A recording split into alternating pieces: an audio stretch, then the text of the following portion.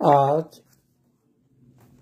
মঙ্গলবার রাত 10টা বাংলাদেশ সময় বুধবার মঙ্গলবার এবং বোস্টন টাউন সময় দুপুর 12টা 9:25 ইংলিশের আলোচনা। আজকে টেস্ট টেকিং এর আমরা আলোচনা করতে গিয়ে শরিক মায়াজাম নিয়ে আলোচনা করছিলাম এবং আজকে আলোচনা রেখেছি দুইটা ওষুধের ভিতরে সালফার আলোচনা করেছি, আজকে সরিনাম, এবং আগামী দিন তুলনামূলক আলোচনা করব 5টা মেডিসিন যেগুলো শরিক মায়াজামের মধ্যে পড়লেও আমরা পার্থক্যটা বুঝতে পেরে ওষুধ নির্বাচনের ক্ষেত্রে আমরা যেন নির্বাচন করতে পারি। প্রশ্ন আসছে, এই সকল জিনিস সকল বইতে পাবেন লক্ষণগুলো, কিন্তু আমি মনে রাখার কিছু কৌশল শেখাবার চেষ্টা করব, কারণ রোগী দেখলে সকল সময় ওষুধ নির্বাচন করা কঠিন হয়ে পড়ে। কি কি ভিত্তিতে আমরা পার্থক্য অথবা লক্ষণগুলো জেনে ওষুধটা নির্বাচন করতে পারি সেগুলি থেকে দৃষ্টিকোণ রেখেই আজকের আলোচনা। হয়তো কিছু ভাগবটারা করেছি লক্ষণ ভেদে, সেগুলো তো মনে রাখবেন, কিন্তু কৌশলটা জানতে হবে যে কি কৌশলে আমরা অতি সহজে ওষুধের পার্থক্য জেনে কোন মায়াজম সেটা যেন আমরা নির্বাচন করতে পারি, সেই সুবাদে আজকের এই আলোচনা। চলে আসি, ওষুধটির নাম হচ্ছে সরিনাম। তাহলে কিভাবে বুঝবো? আমরা তো সচরাচর বুঝি সরিনাম অনেকটা সালফারের সমতুল্য। তাহলে সবচেয়ে কন্ট্রাডিকশন অথবা পার্থক্যটা বোঝার কারণ হচ্ছে সালফারের সঙ্গে তার কি পার্থক্য। আগে চলে আসি, তার দেখা মাত্র তাকে আমরা কিভাবে চিনতে পারবো এবং সালফারের সঙ্গে তার পার্থক্যটা সঙ্গে সঙ্গে আলোচনা করার চেষ্টা করব। চলে আসি, নোংরা সালফারেও আছে, আবার সরিনামেও আছে, কিন্তু পার্থক্যটা কি? পার্থক্য হচ্ছে আগুসালো নোংরা আরেকটা খুবই দুর্গন্ধযুক্ত। তাহলে পার্থক্যটা মনে রাখবেন কি? দুর্গন্ধযুক্ত। কোথায়? সরিনাম। পার্থক্যটা কি? পার্থক্যটা হচ্ছে সরিনামের দুর্গন্ধটা ভেড়াকে যখন 4 দিন গোসল না করিয়ে তার গায়ে থেকে যে গন্ধটা হয়, ঠিক সরিনামের লোকের পাশে বসলে আপনি সেই গন্ধটা পাবেন। তাহলে বুঝতে পারছেন, আপনার কাছাকাছি রুগী আসলে আপনি বুঝতে পারবেন যে এটা কি সরিনামের রুগী নাকি সালফারের রুগী। পার্থক্যটা কি? গায়ের গন্ধ আপনার নাকে লাগবে, আপনার আশেপাশে থাকবে, এই গন্ধটা তার নাকে লাগবে, এটাই প্রথম বৈশিষ্ট্য। তাহলে বুঝতে পারছেন, কিন্তু সালফারের রোগী গন্ধ আপনি পাবেন না, নোংরা ময়লা অথবা জামা কাপড়গুলো ছিঁড়া অথবা তার গায়ের গন্ধ এরকম প্রবল নয়, কিন্তু সরিনামের ক্ষেত্রে অত্যন্ত প্রবল এবং সেটা ভেড়ার গায়ের গন্ধের মতো। তাহলে বুঝতে পারছেন আমাদের আর ভুল হওয়ার কোনো কারণ নেই। তাহলে এই যে প্রাথমিক লক্ষণ অথবা সাধারণ লক্ষণ যেটা আমরা আলোচনা করি না কেন, তাহলে এই লক্ষণটা আমাদের পার্থক্যটা বুঝায়। তাহলে দুর্গন্ধযুক্ত, চামড়া থেকে দুর্গন্ধ বেরোয় এবং শরীর থেকেও বেরোয়, চর্মরোগ থাকলেও বেরোয়, না থাকলেও বেরোয়। চর্মরোগ এটা বৈশিষ্ট্য শরিক মায়াজামের, সেটা সালফারেও আছে, সরিনামেও আছে। পার্থক্যটা তাহলে বুঝতে পারছেন, নোংরা হলেই যে গন্ধ হবে তা না, নোংরা হলেই জামা কাপড়গুলো নোংরা দেখাবে, কিন্তু গন্ধটা পার্থক্যটা বোঝার জন্য আপনাদেরকে আমি নাম বললাম ভেড়ার গায়ের গন্ধের মতো। চলে আসি দ্বিতীয় কথা, দেখুন ঠান্ডায় ভোগে এবং ঠান্ডা সে সহ্য করতে পারে না। অর্থাৎ সহজে কিভাবে লক্ষণে বুঝতে পারবো? অর্থাৎ আপনার কাছে যখন কোনো রোগী আসে, দেখবেন গায়ে জামা কাপড় দরকার হলে মাফলা অথবা টুপি অথবা শীত সহ্য করতে পারে না, কিন্তু সালফারের রোগী সেরকম কোনো পার্থক্য আপনার দেখতে পারবেন না। অর্থাৎ শীতকাতর আমরা যেটা বুঝি, ঠান্ডা তার কাছে অসহ্য এবং বিরক্তকর, কিছুতেই সে সহ্য করতে পারে না, অথবা গরম কাপড় পরেও গরমকালেও সে থাকে।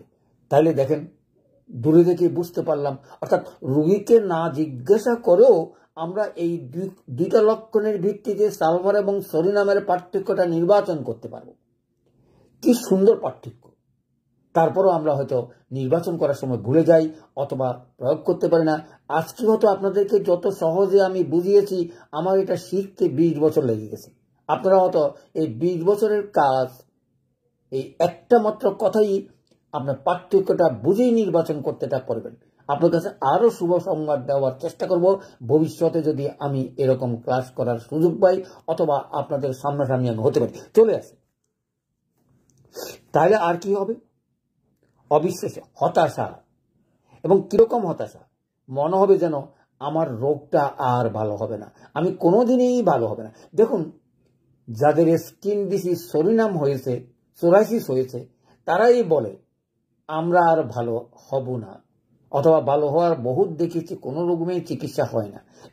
এই তাদেরই সরিনাম অর্থাৎ সোরাইসিস রোগটা হয়ে থাকে। তাহলে সোরাইসিস রোগটা হলেই আমরা বুঝতে পারলাম, তার সঙ্গে যদি গায়ের গন্ধ থাকে এবং যদি শীত কাতর হয়ে তা অথবা যদি সে গরম কাপড় রটতে পারে, তাহলে 1 নম্বর ওষুধ হিসাবে আপনার সরিনাম ব্যবহার করতে পারেন। কি সুন্দর দ্রষ্টব্য, কি সুন্দর কথা! তাহলে এই তিনটা পার্থক্য সাধারণ লক্ষণে আমরা বিভেদ করেই আমরা ওষুধটা মনে রাখতে পারি। এটাকে বলা হয় মনে রাখার কৌশল। এক একজনের কৌশল আলাদা। আমি যে সব সময় আমার কৌশলটা ধরবেন তা না, আপনারা নিজেরা পড়ো, নিজেরা চিন্তা করবেন কিভাবে মনে রাখলে আপনার ওষুধের সময় যেন আপনার মনে আসে এবং সেটা যেন আমি প্রয়োগ করতে পারি।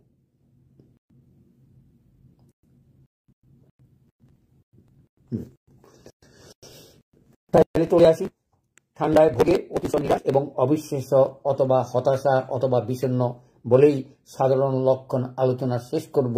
মনে রাখার কৌশলটা একটু রাখবেন। তিনটা কথাই আমরা বুঝতে পারলাম, তার সাথে পার্থক্য অন্যগুলোর কোনো মিল থাকার কোনো কারণ নেই অন্যান্য ওষুধে। অর্থাৎ শরিক মাজমকে ভালো করতে গেলেই আপনাকে সালফার বা সরিনাম প্রয়োগ শেষ করেই আপনাকে বুঝতে হবে যে শরিক মাজমের চিকিৎসা আমি শেষ করার পথে। বলে কি করে বুঝবো? শরিক মাজমে যখনই চিকিৎসা শেষ করবেন তখনই তার দৃশ্যত অনেক কিছু পরিবর্তন হয়ে যাবে। প্রথমেই পরিবর্তন হলো স্বাস্থ্য, চেহারা, কথাবার্তা, এগুলো থেকে আপনি মুক্তি পাবেন। অর্থাৎ সেই রোগটাকে বা রোগীটাকে আপনি চিকিৎসা করতে পারবেন বলে আপনার বিশ্বাস। এই জন্যেই শরিক মাজমের ওষুধগুলো মিনিমাম 20, 30, 40, 50, 60 পর্যন্ত খেতে হয়। তা নইলে পূর্ণাঙ্গ শরিক মাজম থেকে মুক্ত পাওয়া অনেক সময় কঠিন হয়ে পড়ে। চলে আসে মানসিকটা আমরা কি বুঝতে পারি? দেখুন, সালফারের রোগী যতই ট্রাভেলস করুক, যতই দুঃখ পাক, আত্মহত্যার প্রবণতা থাকে না। যখনই কোনো রোগীর ভিতরে আত্মহত্যা দেখতে পাই এবং তার কাছে যখন সিবিলিটিক মাজমের কোনো লক্ষণ না পাবো, তাহলে বুঝেই নেব এটা সালফার থেকে আলাদা। অর্থাৎ সরিনামেই আত্মহত্যার প্রবণতা থাকে, সালফারের থাকে না। কিন্তু আমরা তো বলি যে অনেক সময় আত্মহত্যা এটা শরিক মাজমের অন্তর্গত। কিন্তু ওষুধ নির্বাচনের ক্ষেত্রে আপনাকে মনে রাখতে হবে সরিনামই হচ্ছে আত্মহত্যার প্রবণতার লক্ষণ, যেটা আমরা সিবিলিটিক মাজম ধরেই অনেক সময় ভুল করে ফেলতে পারি। কোথায় ভুল করতে পারি? যে স্যার, আমরা তো পড়ছি যে আত্মহত্যার প্রবণতা সিবিলিটিক মাজম, সুতরাং এখানে আমরা সিবিলিটিক ওষুধ কি প্রয়োগ করব? কিন্তু না, যদি দেখেন যে তার সিবিলিটিক মাজমের এমন কোনো বৈশিষ্ট্য বা লক্ষণ মায়াজমেটিক ভিত্তিতে আপনার পান নাই, অথবা বংশগতি, অথবা তার অর্জিত কোনো রকমের কোনো কিছু না পেলেই যে সে আত্মহত্যা করলেই যে আপনি সেই ওষুধটা প্রয়োগ করবেন তা কিন্তু নয়। সেখান থেকে পার্থক্য ভেদ করেই আপনি সরিনাম ওষুধটা মনে রাখার চেষ্টা করবেন। তাইলে দুশ্চিন্তা থাকে, ভয় তো 1 নম্বর, এবং যেগুলি শরিক মাজমের সালফারেও আছে, সরিনামেও আছে। আর যে কথাটা বললাম যে আমার এই সকল রোগের কারণ হচ্ছে দরিদ্র, ভয় এবং ভাগ্যের ব্যাপার, আমার রোগ বোধ আর ভালো হবে না, এগুলির পার্থক্য নির্বাচন করে ওষুধ ঠিক করা অনেক সময় কঠিন হয়ে পড়ে। যে 3-4টা কথা লক্ষণ বললাম, তার সঙ্গে বললাম আত্মহত্যার প্রবণতা সালফারে নাই, সরিনামে আছে। যদি সে সরিনামটা অন্য কোনো লক্ষণ অথবা সিবিলিটিক মাজমের কোনো লক্ষণ যদি না পান, তাহলে আপনি চিন্তা করতে পারেন যে এটা শরিক মাজমের সরিনাম দিয়েই সে ভালো হবে, কারণ এই সকল রোগ ভালো হওয়া অনেক সময় কঠিন হয়ে পড়ে। তারপরে আসছে ভয় এবং দুশ্চিন্তা, যেটা সচরাচর সালফারও থাকে, শরীর মাঝে থাকে, সরিনামও থাকে। আর শারীরিক লক্ষণ, এই তো গেল সাধারণ লক্ষণ এবং মানসিক লক্ষণ, অর্থাৎ আত্মহত্যার প্রবণতা দিয়ে আমার মানসিক লক্ষণে পাট্টিকা, হতাশা, নিরাশা তো এগুলো আছেই, দুশ্চিন্তা আছেই, আমার রোগ ভালো হবে না, এই কয়েকটা কথা মনে রেখেই আমরা নির্বাচন করতে পারি। কিন্তু শারীরিক লক্ষণ, অর্থাৎ দূর থেকে কি করে আমরা বুঝবো? চুলকানি যদি থাকে এবং চুলকাতে যদি ফোস্কা পড়ে, একজিমা হয় এবং একজিমাটাও অনেক সময় দুর্গন্ধযুক্ত অথবা শ্রেষ্ঠতে হয়। পার্থক্যটা কোথায় সালফারের সঙ্গে? পার্থক্য হচ্ছে চুলকানি ও সালফারে আছে, কিন্তু চুলকানি সালফারের চুলকাতে আরাম এবং রক্ত বেরোবে, আর তারপর পানি লাগলে পড়ানি, কিন্তু সরিনামে সেটা নাই। তাহলে দেখুন কি সুন্দর পার্থক্য।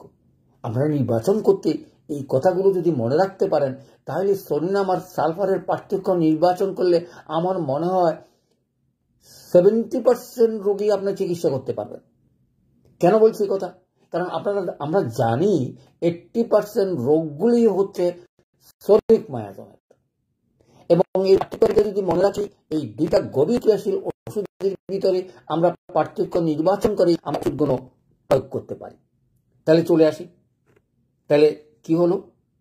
চুলকানি পড়লো, চুলকানিটা স্বাভাবিক এবং চুলকাতে রক্ত বেরোলে, পানি দিলে পড়ায় না, এবং ফোস্কা পড়ে, একজিমা জাতীয় এবং দুর্গন্ধযুক্ত। দুর্গন্ধটা থাকতেই হয়, দুর্গন্ধ না থাকলেই সরিনাম নির্বাচন করা যায় না, শীতকাতর না থাকলে সরিনাম নির্বাচন করা যায় না।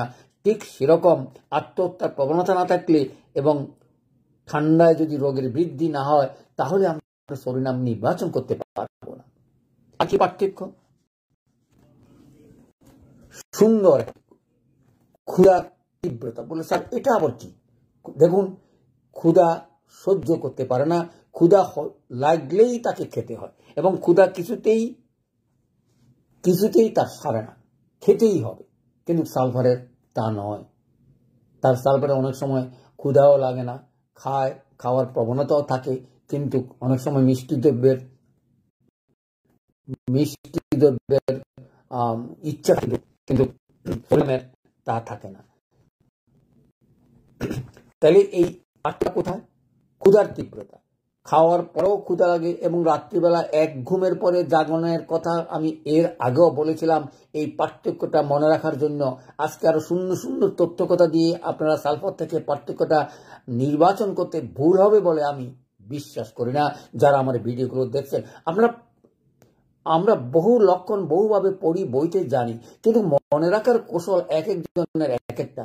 মনে রাখার কৌশল আমার মতো হয়তো আমি কথা বিশ্বাস করি না, কিন্তু আপনি এইগুলো পরে পার্থক্যটা নির্বাচন করে নিজের মতন করে গ্রহণ করবেন, যাতে করে ওষুধ নির্বাচনের ক্ষেত্রে আপনার সহযোগিতা পান নিজ থেকেই, কারো সাহায্যের যেন কোনো প্রয়োজন না হয়। চলে আসি তারপরে। সুন্দর কি করলাম? ক্ষুধার জ্বালা। দেখুন, এর আগে আমি আলোচনা করেছিলাম শরীর মায়াজমের পেটের ট্রাভেলস এবং মাথার ট্রাভেলস, অর্থাৎ এই দুইটা ট্রাভেলস থাকবেই শরীর মায়াজমে এবং এই দুইটা ওষুধের কথা আমাদেরকে মনে রাখতে হবে।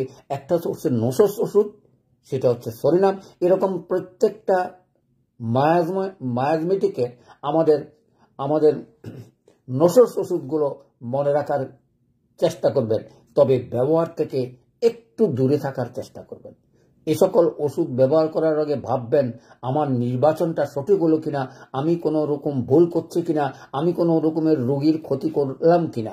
মনে রাখবেন, আমাদের দৃঢ়তা থাকা উচিত, কারো শরীরে কোনো রকম যেন ক্ষতি না করে আমি যেন চিকিৎসা করতে পারি। সেজন্য আপনি ধীর স্থির হওয়াই ভালো। নির্বাচন করার আগে বারবার চিন্তা করা ভালো, কারণ আপনার যখন দক্ষতা হবে, নির্বাচন করতে পারবেন, 100 বার আপনি নির্বাচন করবেন।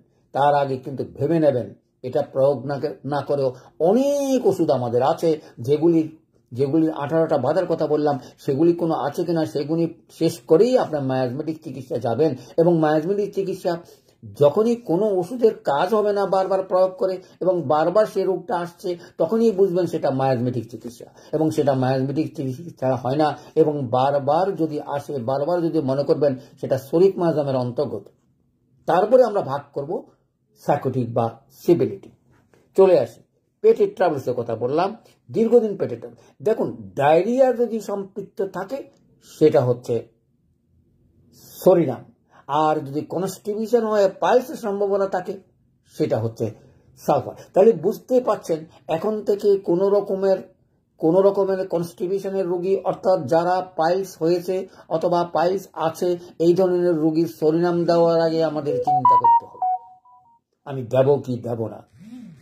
তাহলে বুঝতে পারছেন এই পার্থক্যগুলো যদি মনে রাখতে পারেন তাহলে ওষুধ নির্বাচন আপনারা দক্ষতার সাথে পরিচয় দিতে পারবেন, আমার এইটুকু বিশ্বাস। তাহলে পার্থক্যটা বুঝতে পারছেন। এই যে এতক্ষণ পর্যন্ত পার্থক্যটা আলোচনা করলাম, এখন দুইটা পার্থক্য আলাদা হয়ে গেল। পেটের ট্রাভেলসে যদি পাতলা পায়খানা হয় তাহলে সরিনাম, আর পেটের ট্রাভেলসে যদি কনস্টিবিউশন হয় তাহলে হচ্ছে সালফার। পার্থক্যটা মনে রাখলে আর আপনাদের কোনো অসুবিধা হওয়ার কোনো কারণ নেই। ওষুধ নির্বাচনের ক্ষেত্রে যতই কথা বলেন না কেন, ওষুধ নির্বাচনের ক্ষেত্রে যদিও দুই একটা লক্ষণ না মিলে কাছাকাছি হইল হোমিওপ্যাথিক ওষুধের কাজ করে, কিন্তু কমিউনিটি ডিজিজের বেলায় একটু নির্বাচনে বারবার চিন্তা করবেন। হ্যাঁ, হতে পারে একটা দুইটা তিনটা মাত্রা দিয়ে আপনার দেখেন আপনার লক্ষণগুলো যদি না যায় অথবা উপকারটা যদি না পায়, তাহলে ধরেই নেবেন যে আপনার ওষুধটা সেকশন হয়নি, সাফার হবে কি সরিনাম হবে, আবার ভেবে নেবেন। আর আগামী সপ্তাহে আমি আলোচনা করব, বা আগামী দিন যেদিন ক্লাস আছে যে শুক্রবার, সেদিন আলোচনা করব 5টা মেডিসিন নিয়ে আমরা কিভাবে পার্থক্যগুলো নির্বাচন করে সরিক মায়াজমের সঙ্গে এটার পার্থক্যগুলো জেনে নেওয়ার চেষ্টা করব। কারণ মায়াজমেটিক চিকিৎসাটা অত্যন্ত জটিল, এবং ঠিক মতন যদি করতে পারেন তাহলে 2-3 মাসে বা 4 মাসও আপনার কঠিন থেকে কঠিনতর রোগগুলো অতি সহজেই চিকিৎসা করতে পারবেন বলে আমার দৃঢ়তা বা আমার বিশ্বাস। চলে আসে সুন্দর আরেকটা কথা, কি সুন্দর পার্থক্য। আমাকে যদি এরকম মনে থাকতো আগে তাহলে আরো বোধহয় ভালো চিকিৎসা করতে পারতাম। দেখুন, সর্দির প্রবণতা এবং সর্দি ভালো না হওয়া, দেখুন একটু আগে কি বললাম, পেটের ট্রাভেলস দোনো মায়াজমে আছে, কিন্তু লাংসের উপরে বারবার শীতের কারণে সর্দি এবং শ্বাসকষ্ট বা অ্যাজমা সালফারে নেই। তাহলে পার্থক্যটা কি হলো? অর্থাৎ পেটের ট্রাভেলসে তো গেল, কিন্তু যদি লাংসে বা বারবার সর্দি কাশি হয় এবং শ্বাসকষ্ট থাকে এবং শ্বাসকষ্টে বংশগতির ধারা অনুযায়ী চলে আসে অ্যাজমা, তাহলে আমরা ধরেই নেব কোনো না কোনো সময় তাকে এই সরিনাম প্রয়োগ না করলে সে জীবনেও সে শ্বাসকষ্টের রোগী ভালো হবে না। আমি যেরকম গ্যারান্টি দিয়ে কথা গ্যারান্টি না বলছি না, আমি 1000 রোগী দেখেছি, আমি কোনো শ্বাসকষ্টের রোগী ব্যর্থতা হই নাই। তার কারণটা বলি, ভুল সেখানে আমারও আছে, আপনাদের যেন সেই ভুলগুলো না হয়। আমি অনেক সময় অত সালফার দিয়েই আপনার সরিনামের কাজটা সেরে নিয়েছি, সেটারও অত আরেকদিন ব্যাখ্যা করার চেষ্টা করব। তার অর্থ এই কথা নয় আপনি ওষুধ নির্বাচন করতে পারবেন, লক্ষণ পাবেন, লক্ষণ মতেই আমাদের চিকিৎসা করা উচিত। আমি হয়তো সেই সময়ের সেই লক্ষণগুলো চিন্তা করে এত পার্থক্য ভেবে ওষুধ নির্বাচন করতে পারি নাই, কিন্তু আপনাদের হাতে যে তথ্যগুলো তুলে দিচ্ছি অতি অনায়াসে আপনারা সরিনাম এবং সালফারের পার্থক্য জেনেই লক্ষণগুলো দিতে পারেন। 4-5টা লক্ষণ হয়ে গেল পার্থক্যটা নির্বাচন করার আগে। আমি একটা বা দুইটা পার্থক্য বা শীতকাতর অথবা রাত্রিবেলা খিদা লাগে, এই দুইটার উপরে ভিত্তি করে পার্থক্য নির্বাচন করতে পারতাম। কিন্তু আজকে আপনি দেখেন 4-5টা লক্ষণ আপনি পেয়ে গেছেন, কিরকম গন্ধ এবং লাংসের এফেক্টেড, অর্থাৎ সরিনাম, অর্থাৎ বারবার সর্দি শ্বাসকষ্ট এবং অ্যাজমার রোগী সালফারের থেকে সরিনামে বেশি, অথবা সরিনামে সে রোগীর প্রথম কথা চিন্তা করবেন, এই আশা করি। চলে আসি তারপরে চলে আসি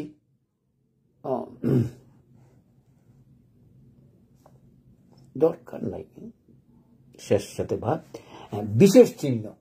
এবার চলে আসি যে কি 2-3টা লক্ষণের কথা যদি আমি ধরতেই পারি তাহলে আমি ওষুধগুলো নির্বাচন করতে পারবো। একটা হচ্ছে যেটা আলোচনা করেছি, নোংরা, দুর্গন্ধ, হতাশা, এবং দুর্গন্ধের কিসের মতন, ভেড়ার মতন, যেটা সালফারের সঙ্গে পার্থক্য। আর অতিরিক্ত অতিরিক্ত কাপড় পরে থাকে সেটাও আলোচনা আছে। অর্থাৎ শীতের কাপড় পরে যারা আপনার কাছে আসবে, যেমন দুইটা রোগী আসলো, দেখলেন একটার গায়ে কাপড় গরম এবং ফুল হাতা শার্ট, অর্থাৎ ঠান্ডা লাগে, অথবা দরকার হলে মাফলারটাও তার মাথা বা গলায় জোড়ানো আছে। অর্থাৎ আমরা এই পার্থক্যটা মনে রেখেই এই জন্য বলছি বিশেষ চিহ্ন, অর্থাৎ এই যে দুর্গন্ধযুক্ত ভেড়ার মতন এবং অতিরিক্ত কাপড় পরা, আর বিশেষ ক্ষেত্রে অর্থাৎ আমাদের লক্ষণ অনুপাতে প্রয়োগ করার পরও ওষুধে যখন কাজ করে না, সিম্পল ওষুধগুলো যখন কাজ করে না, অথবা যে কোনো ওষুধের কাজ আপনি লক্ষণ মতন পাচ্ছেন না, তখনই আপনাকে তাকে স্মরণ করতে হয়। অর্থাৎ এগুলো থাকবে, তার সঙ্গে থাকবে বারবার আক্রমণ, এবং কিছুতেই সেগুলো সমাধান হবে না। অন্তত মিনিমাম একবার দুইবার দেখবেন আপনার রোগগুলো ব্যাক করে কিনা, তাহলেই আপনার সালফার বা সরিনাম প্রয়োগ করার কথা চেষ্টা করবেন। সালফার এবং সরিনাম প্রয়োগ করার আগে এই পার্থক্যগুলো মনে রাখার চেষ্টা করবেন। চলে আসি আজকের আলোচনা 4টা পয়েন্ট বলেই শেষ করব। চলে আসি সেই 4টা পয়েন্ট কি কি এবং সেগুলো আমরা মনে রাখার চেষ্টা করব। প্রথমেই চলে আসি, তাহলে রোগী দেখলেই স্কিন ডিজিজ যদি থাকে, সেটা শরীর মাধ্যমে সালফার হতে পারে, সরিনাম হতে পারে। কিন্তু রেসপিরেটরি ট্রাবলসে, অর্থাৎ লাংসের ট্রাবলসে, যেটা আমরা বললাম অ্যাজমা, শ্বাসকষ্ট, সেটাতে একমাত্র অধিকার হচ্ছে সরিনামের। তাইলে 2টা পয়েন্ট পেয়ে গেলাম। কি কি পয়েন্ট পেয়ে গেলাম? স্কিন ডিজিজ এবং স্কিন ডিজিজের পার্থক্য মনে রাখতে পারলাম, অত্যন্ত নোংরা এবং গন্ধ। আর কি, রেসপিরেটরিতে কোনো সালফার বা সরিক মাধ্যমে সালফারের ওষুধ কখনো আসবে না বা হবে না। চলে আসি গ্যাস্ট্রিকের ট্রাবলস, অর্থাৎ পেটের ট্রাবলস আমরা বলে থাকি, যেটা সরিক মায়াজম। পার্থক্য দেখেন, একটু আগে বলছিলাম 2টা ভাগ করেছিলাম, একটা হচ্ছে পেটের ট্রাবলসে কনস্টিবিউশন, আর একটা হচ্ছে পেটের ট্রাবলসে পাতলা পায়খানা, যেটা অনেক সময় আমরা আইবিএসও বলি। তাহলে এখন ধরেই নিলেন আইবিএস এর রোগী পাইলে আমরা সালফার প্রয়োগ না করে সরিনাম প্রয়োগ করার চেষ্টা করব। আমি কথা বলছি না, আপনারা লক্ষণের উপরে ভিত্তি করেই যে দিকের পাল্লা ভারী সেই দিকটাই প্রয়োগ করার চেষ্টা করবেন। তা না হলে ক্ষতি হওয়ার কোনো কারণ নাই। স্টেপ বাই স্টেপ গেলেই 2টা মায়াজমেরই শরিক মায়াজমের ওষুধ, এবং দোনোটাই শরিক মায়াজমের উপরে অত্যন্ত গভীরতার সঙ্গে কাজ করে। সুতরাং ভয় পাওয়ার কিছু নেই। আমাকে একটা পূর্ণাঙ্গ পূর্ণরূপে সিলেকশন হতে হবে এমন কোনো কথা নয়, কারণ মায়াজমের অনেক ওষুধ আছে, এই 2টা ওষুধ অত্যন্ত গভীর, সেই কারণে এই 2টা ওষুধকে আমরা প্রাধান্য দিয়ে থাকি। এবং আমি বাবার চিন্তা করি আমাদের এই যে লক্ষণগুলো আলোচনা করলাম সেগুলো আছে কিনা, না থাকলে আমরা অন্য কোনো ওষুধ, দীর্ঘক্রিয়াশীল নয় ওষুধগুলো দিয়েই আমরা এখানে আসতে পারি। প্রথম থেকেই এটা শুরু না করার বলতেছি, অন্তত 2-3টা মাত্রা অথবা 2-3টা পাওয়ার অন্য ওষুধ দিয়েই চেষ্টা করবেন। না গেলে যদি বারবার আসে তখন আর উপায় থাকে না, তখনই আপনি শরিক মায়াজমের ওষুধগুলো নিয়েই পার্থক্য ভেদেই আপনি প্রয়োগটা করবেন। চলে আসি যেটা সালফারও আছে, যেটা সরিনামও আছে, সেটা কি নার্ভাস এবং মেন্টাল ডিজিজ, যেটা আমি বলছিলাম। অর্থাৎ স্নায়ুর উপরে যত রকমের রোগ আছে সেগুলো সবই শরিক মায়াজম, কিন্তু আমি সালফার দেব না, সরিনাম দেব, সেটা ওই যে 3-4টা লক্ষণ ভেবেই আপনি পার্থক্যটা নির্বাচন করবেন। সেটা মেন্টাল মানসিক বা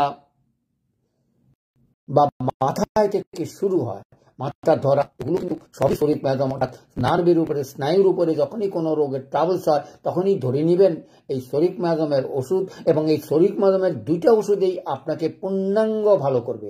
যতক্ষণ পর্যন্ত না এই 2টা ওষুধ দিয়েই গভীর থেকে গভীরতর, অর্থাৎ দীর্ঘদিন অন্তত 20-30 পর্যন্ত না যাবেন, ততক্ষণ পর্যন্ত তার এই রোগগুলো বিতাড়িত হবে না, থাকবেই, ঘুরি ঘুরি আসবেই, এবং এক এক সময় এক এক রূপ ধরে আসবে।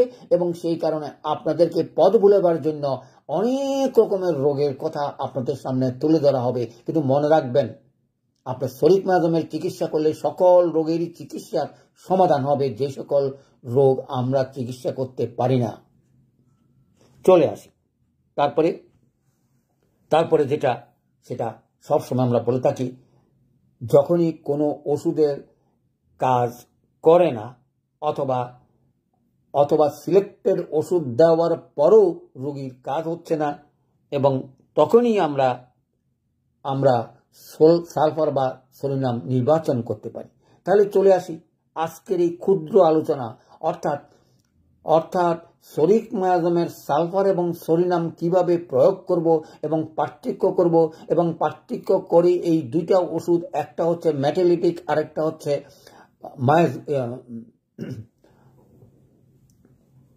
নোসস। কারণ নোসস ওষুধগুলো আমাদের জানার দরকার। তার অর্থ এ কথা নয় যে আমি ধরিয়ে নোসস ওষুধ ব্যবহার করব, একটু ধীরে স্থিরে করবেন, আমি এই আশা করছি। তাহলে চলে আসি আজকের এই ক্ষুদ্রতম ক্লাসটা যারা দেখছেন, আমি অনুরোধ করব সবাই যেন এটাকে শেয়ার করে প্রচার করার চেষ্টা করবেন।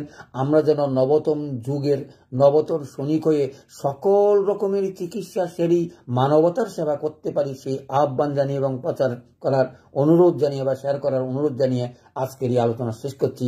সকলকে